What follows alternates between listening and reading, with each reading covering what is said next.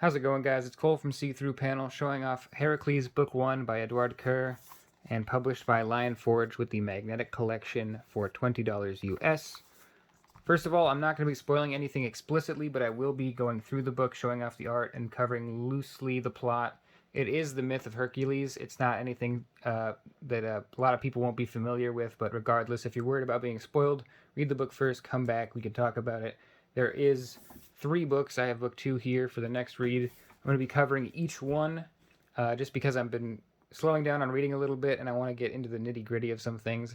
But even then, this is going to be a bit shorter of a video because it's just 1/3 of a story that I've yet to finish. Although I do know that I am loving it so far. I just recently finished this first book and I think the story is incredible. Edouard Cour I'm not familiar with other than this book, but I know that his art is just calling to me every time I see it. It's just so wonderful.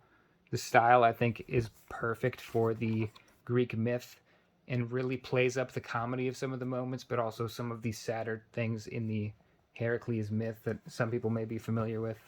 I do love this visual gag. He's hungry.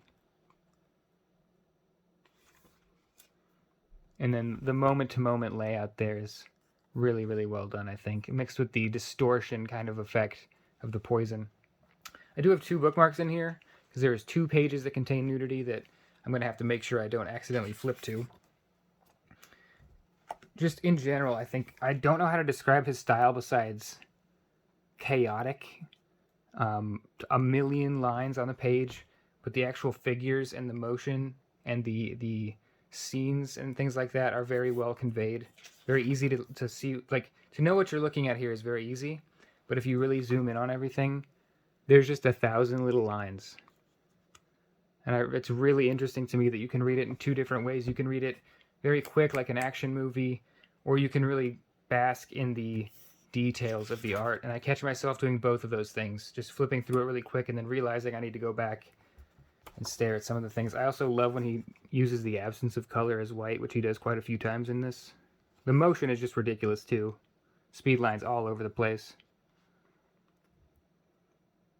I was really in love with this style the moment I flipped open this book.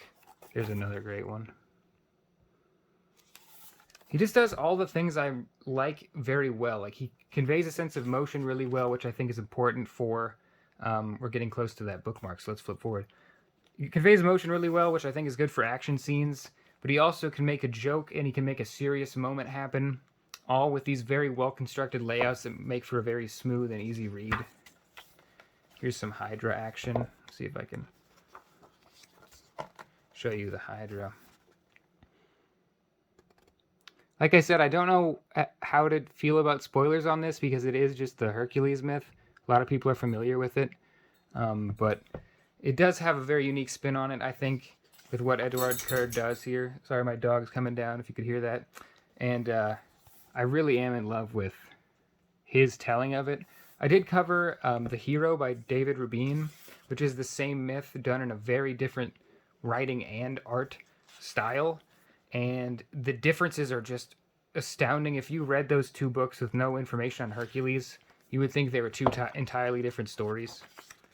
This first book just covers quite a few of the original labors and his journey and tells a little bit of his backstory in a very subtle way that doesn't interrupt the main thrust of the plot, which is him doing these labors, but it does convey a very deep history that this character has.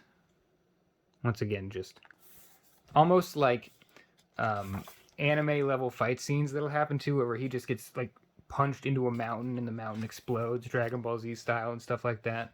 Very pretty landscapes of him chasing this deer. Oh, wow. That's just Cour showing off, I think. And like I said, 1,000 lines. Even just on his body there. Very like graphite, charcoal-y lines that happen a lot. And then the deer. He's chasing the deer the entire time, left to right, and it doubles back on him, goes right past him. So just really fun layout and motion, things like that, make the story flow very, very quickly. It is a fast read once you get going. You could sit down and read this whole first volume in an hour or 2. But you'd spend a lot of time other than that hour or two to stare at all this art. Like even the background here, just making the scene super moody. Just a ton of little colored lines. Very, very amazing style. I wish I knew something to compare it to so I could read that as well, because this is just awesome. Here's some of that superhero type fight scene stuff. A little shonen action. I am going to skip forward quite a bit here. Just about flip to that page I didn't want to flip to. This is a page I really, really like. Without getting too much into what this page is, a page I really, really love. So I will flip back towards the beginning just to show off this really interesting scene. I know I flipped through some of this, but just to show it off, the silhouetted 2D figures kind of becoming 3D in the background there. Shadows becoming manifested. Really love the outline of him being the background color there with black figure inside of it. And I showed off some of this, but yeah, I really, really enjoyed this book. I'm not going to lie, I think I enjoyed it more than The Hero by David Rubin. I don't think I've covered that book on this channel, but the book's amazing, but I think this is now my preferred telling of the Heracles myth. It's a fantastic story. There's so much in this first book, even though it's not super thick and it reads super quickly. There's a lot of action and plot in this first book, so I'm just astounded that he goes for 3 books of that size to tell the whole story, and I'm really excited to see if he does any personal spins on the story or if it's just mostly staying as true as possible to the myth and the various tellings of it. So super excited. I'm going to be covering those probably next. I think I'm just going to read all 3 of them in sequence, get them all out, move on to some Enki Bilal and manga stuff. So probably see you guys in the haul between now and the second book, but regardless, we'll see where it goes. Thanks a lot for watching, guys. Peace.